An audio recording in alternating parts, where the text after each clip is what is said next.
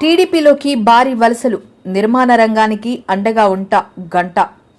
భీమిలి నియోజకవర్గం పిఎంపాలెం స్టేడియం దగ్గరలో గల వైభవ్ ఫంక్షన్ హాల్లో 7వ తారీఖు మంగళవారం మధురవాడ భవన నిర్మాణాల సంఘం నాయకులు నక్కా శ్రీధర్ ఆధ్వర్యంలో సుమారు 500 మంది వైసీపీ కార్యకర్తలు టీడీపీలో చేరారు. ఉమ్మడి కూటమి టీడీపీ అభ్యర్థి గంటా శ్రీనివాసరావు వారికి కండువా కప్పి పార్టీలోకి సాదరంగా ఆహ్వానించారు.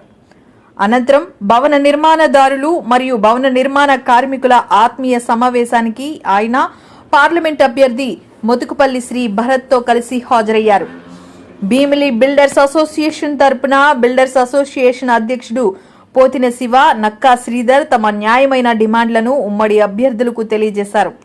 ఈ సమావేశంలో మొదటగా శ్రీ భరత్ మాట్లాడుతూ, అనంతరం గంటా మాట్లాడుతూ మధురవాడ హైదరాబాద్ల శరవేగంతో అభివృద్ధి చెందవలసిన జోను అని అన్నారు. చంద్రబాబు హయాంలో ఈజ్ ఆఫ్ డూయింగ్ బిజినెస్ లో దేశంలోనే నెంబర్ 1గా అభివృద్ధి చేశారు.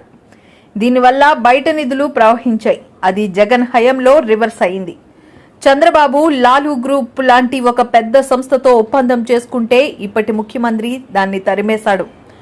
మీరు కోరుకున్నట్టే పాత చంద్రబాబు నాయుడు హయాంలో మీకు మేలు జరిగినట్లు ఇప్పుడు కూడా అధికారంలోకి వచ్చాక చర్యలు తీసుకుంటామన్నారు.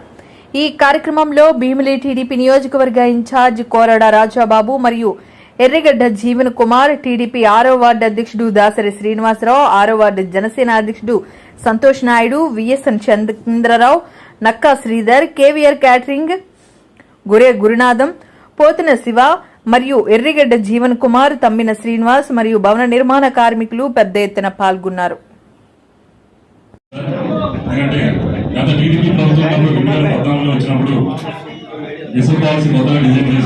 దానివల్ల కొద్దిగా ఇబ్బంది పడేది. సెటిల్ అవుతున్న టైంలో మళ్ళీ 2019లో గవర్నమెంట్ మారడం, 2019 గవర్నమెంట్ మారిన తర్వాత ఇంచుమించు దాదాపు సంవత్సరంన్నర ప్రభుత్వంలో ఇసుకని అడ్డంగా దోచుకోవడం కాకుండా ఇంచుమించు అంటే ఈ ప్రభుత్వం ఎంత ఏదిస్తుందో, ఎంత హెరాస్ చేస్తుందో అర్థం చేసుకోవచ్చు.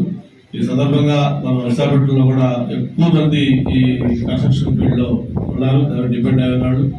పవన్ కళ్యాణ్ గారు కూడా మొట్టమొదటిసారిగా ఈ శాండ్ ప్రాబ్లం చూసిన తర్వాత వైజాగ్ లోనే లాంగ్ మార్చ్ కూడా చేశారు. ఎందుకంటే అది మొత్తం స్టేట్ మొత్తం అటెన్షన్ పే చేసే విధంగా శాండ్ ఎంత ప్రాబ్లం క్రియేట్ చేసింది. అంటే సిమెంట్ కంటే కూడా శాండ్ ఒకటేలా కాస్ట్ అయిపోయింది. సిమెంట్ అంతా దొరికేది కానీ శాండ్ దొరికేది కాదు. శాండ్ అంటే ఆల్మోస్ట్ బంగారం లాగా ఆ రోజుల్లో జోకులు కూడా వేసేవాడు. శాండ్ దొంగతనంగా ఎవరు పట్టుబడాలి అట్లా అంత ఇంపార్టెన్స్ వచ్చింది. ఏది ఏమైనా మీ సమస్యలకి నేను బేసిక్గా ఏం చెప్తున్నానంటే, నేను కూడా స్టార్టింగ్ లో బిల్డర్, నాకు కూడా కొంచెం అనుభవం ఉందండి. అప్పట్లోకి ఇప్పట్లోకి చాలా మార్పు వచ్చింది. ఇలాగ మీరు చెప్పిన దాంట్లో కొత్త ప్రాబ్లం ఈ మధ్య నేను విన్నాను. కొంతమంది బడా బిల్డర్స్ ఏదో ఒక కారణంతో ల్యాండ్ తక్కువ రేటు తీసుకోవడం, లేకపోతే ఇంకో కారణం వల్ల వాళ్ళకి ఏదో చీప్ కావడంతో వాళ్ళు సపోజ్ మార్కెట్ ప్రైస్ 6,000 7,000 ఉంటే ఒక బల్క్ లో దాదాపు ఒక 5,000 అపార్ట్మెంట్ కట్టుకుంటూ మేము initial starting price, launching price అని 3,000 ఆఫర్ చేస్తున్నాం. అంటే ఏంటంటే ఇంకా చిన్న చిన్న వాళ్ళందరూ కూడా కిల్ అయిపోతారు. ఎప్పుడైతే మన పక్కన మార్కెట్ 5-6 వేలు ఉంటే నువ్వు 3,000 ఇస్తారంటే మార్కెట్ జనరల్గా 10 అటు పోతారు. ఈ దగ్గర బుకింగ్స్ ఉండదు. ఆరోగ్యంగా చాలా కష్టపోతాము. ఇవన్నీ కూడా ఉండకుండా ఒక సిస్టమేటిక్ గా ఉండాల్సిన ఈ సెక్టర్ ఏదైనా దెబ్బతింటాం. తప్పకుండా మేము భరత్ కానీ విజయం కానీ కాస్త మాకు దీంట్లో అనుభవం ఉండడం, అవగాహన ఉండడం, ఆలోచించడం కాబట్టి మేము ఒకటే యాక్షన్ చేస్తున్నాడు. Your problems are our problems. మీ ఇష్యూస్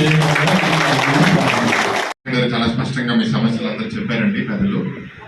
నిన్న కూడా నేను కోఇన్సిడెంటల్ గా క్రెడాయ్ మీటింగ్ లో ఉన్నాను. సో వాళ్ళ క్రెడాయ్ మీటింగ్ లో కూడా మీరు చెప్పిన సమస్యలే అన్నీ మళ్ళీ వాళ్ళు చెప్పారు. సో మీరు ఇవాళ చాలా సింపుల్గా మాకు చెప్పేసింది ఏంటంటే, చంద్రబాబు గారి టైంలో ఎట్లా ఉందో అట్లా చేయండి, అట్లా చేస్తాం. సో అది వాడు ఓవరాల్ నా ఆలోచనలు కూడా కొన్ని మీకు చెప్పాలి. ఇక్కడ రెసిడెన్షియల్ డెవలపర్స్, రెసిడెన్షియల్ బిల్డర్స్ ఎవరున్నారు ఒకసారి చేతులు అందరు రెసిడెన్షియలేనా? కమర్షియల్ ఎవరు చేయట్లేదు.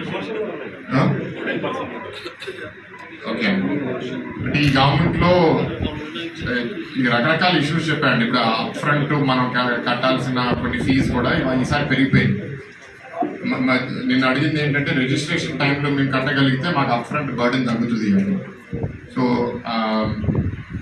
ఆ చెక్ పాయింట్స్ క్రియేట్ చేయడం వల్ల కరప్షన్కి స్కోప్ కూడా పెరిగిపోయింది.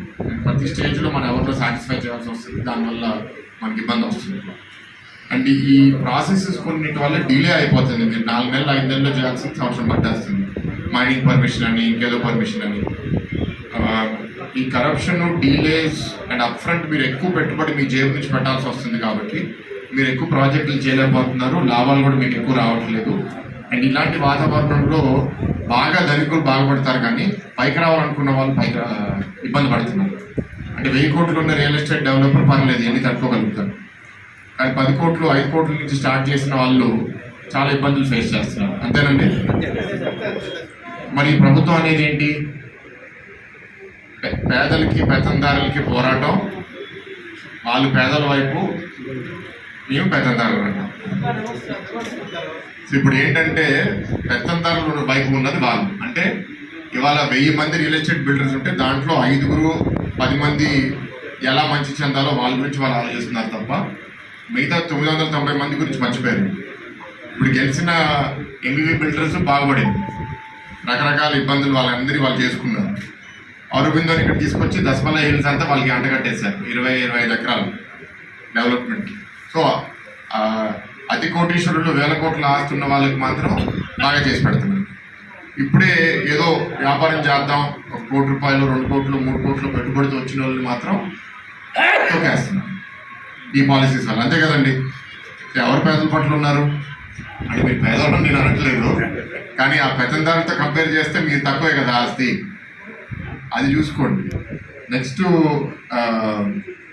కొంత ఈ కాస్ట్ పెరిగిపోవడం వల్ల గవర్నమెంట్ ఏమనుకుంటుందంటే మీరు కస్టమర్కి ఎక్కువ ఛార్జ్ చేయొచ్చు కదా, కానీ ఇక్కడ కస్టమర్కి కెపాసిటీ లేకపోతే ఆ ప్రైస్ మించి మీ ప్రైస్